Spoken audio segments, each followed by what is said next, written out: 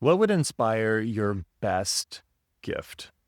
This is a question that if you've had conversations with different fundraisers over the years, maybe they've asked you some form of this question. And even if they haven't asked you that question, they've probably been asking it of themselves. When they think about sitting down with you and meeting you, they think about this question. Well, what do they really care about? What does this donor or this supporter really care about? What would inspire them and move them to make their best, most significant gift to help advance the mission of this organization?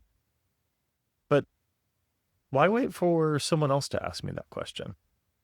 Maybe I should be thinking about that myself right now. And that's what I've been pondering as I think about this calling to generosity. What would inspire my best gift? What is the thing that I care about so much that I'd be willing to give beyond maybe what I'm quite ready to? Might even be a little bit uncomfortable or painful for me to make a gift of that size. What is it that I care about so much that I would joyfully do that? And I think that's a question that's worth each of us asking. And it's going to be a very different answer for each of us. I know there was a concept from a guy, a pastor at a church, a guy named Bill Hybels years ago. He wrote a book called Holy Discontent. And I'm not sure if I agree with everything about it, like from a theological or philosophical perspective, but it was a concept that captured my attention. In the book, he poses the question, what is your holy discontent? What is the thing that just motivates you that you can't stop thinking about? It just keeps coming back. Or maybe you can stop thinking about it, but it just keeps returning to you year after year in different situations, different environments. You just notice it everywhere. And there's even a cognitive bias that's associated with this, where you see something one time and then all of a sudden you start to see it everywhere. Like you buy a new car and maybe you hadn't seen that car anywhere before, but now that you've bought one, you see it everywhere. And I understand that's not what I'm talking about here. But I am talking about this idea that there are some things that just are so consistent priorities for us. It's almost as if we were designed or we were created to care about that cause. Or maybe we were gifted in such a way that we're well positioned. And so we're going to see that need and that opportunity more clearly than other people are. And the holy part of it is that it's noble. It's aligned with what you believe to be good and true and noble and admirable and praiseworthy, commendable. It's something that you see as a clear good, and it's a good that you care about. And it's a discontent because it's just nagging at you. I mean, it just keeps coming back and it's nagging at you and you can't let it go and you care about it. Well, maybe that's a place to mine to see if you can surface something that you would like to make your best gift.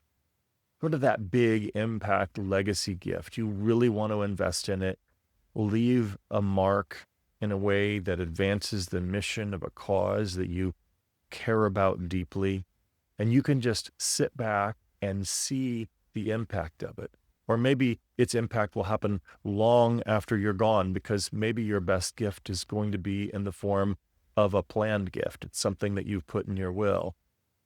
But you love the thought of sitting back now and imagining a future where you've passed away and you're no longer here on this planet, but that gift is living on and blessing people for maybe generations, because perhaps it's an endowment gift. And I know people have different opinions on endowments or not and the like, but I think this is a great thought experiment for us.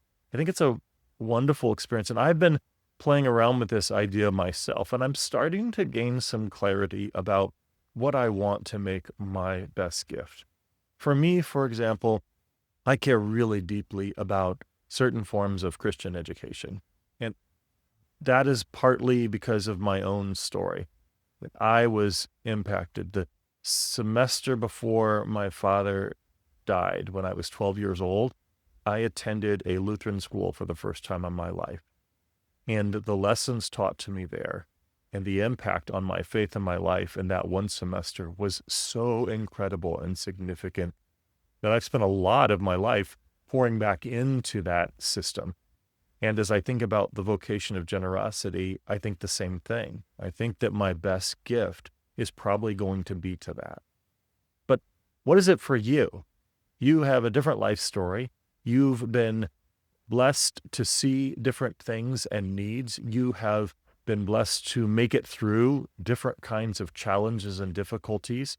Maybe there have been illnesses in the family, and that's heightened your attention to a particular illness that needs further research, or we need to invest more funds in the care. It could be a wide array of things, but what is that? And what's the next step for you?